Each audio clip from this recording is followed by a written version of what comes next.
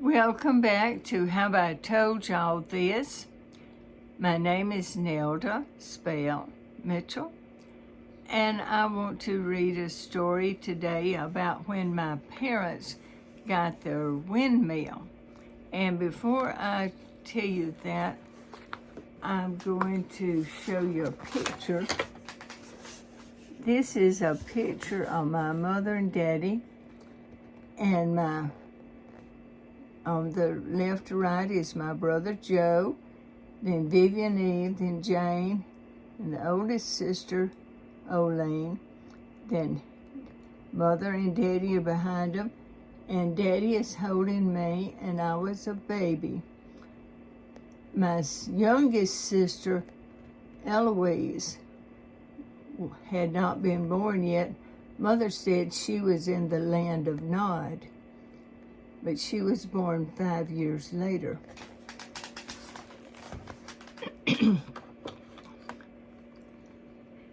Getting the windmill. Mother and Daddy built a new house the summer that I was a baby, 1939. I was born March the 25th, 1939.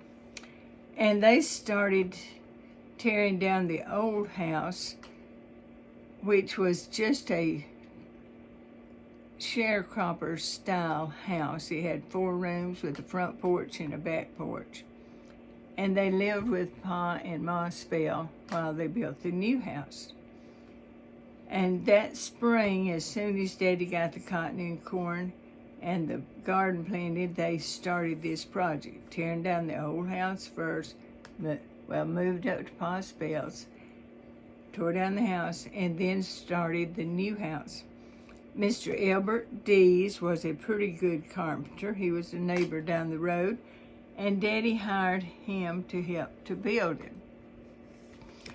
In the late summer, when the house was almost finished, my sisters Vivian Eve and Jane and our cousin Jack Spell, they were 3, 4, and 5 years old, and they were playing in the yard. For some unforgotten reason, they decided to drop small pieces of scrap lumber down the curb well. That was the only source of water that Mother and Daddy had there.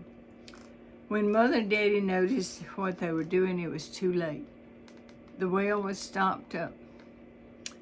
Now, they were living with Pa and Ma Spell while the house was being built, so they had to carry water from Pa's till they could do better. Pa and Ma had a curb well there. Well, Daddy looked in the market bulletin. That is a farm paper that comes out once a month with things to buy and sell. He looked in the market bulletin and saw that there was a windmill for sale in adjoining county, Jasper County, at a recently closed Moss school. He and Mother loaded us all up in Pa's car and drove there and bought it.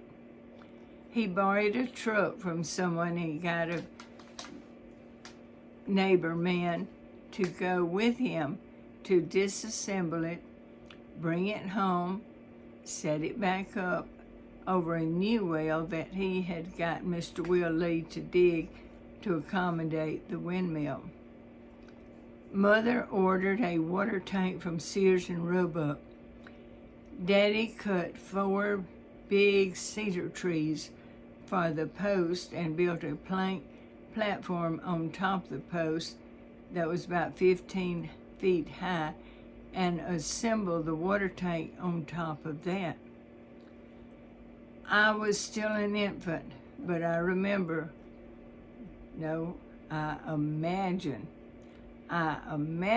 it was heaven for Mother to have running water piped to a faucet in her kitchen and to the washing machine, because when they had the curb well, they had to carry it in a bucket. And I just imagine it was wonderful to have running water to come into your kitchen sink and to the washing machine. It would be later before a bathroom was available.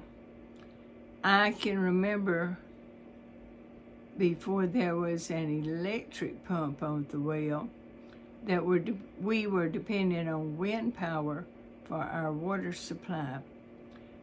There were times that the wind did not blow enough and we had to go and pump water with the hand pump that the water flowed through.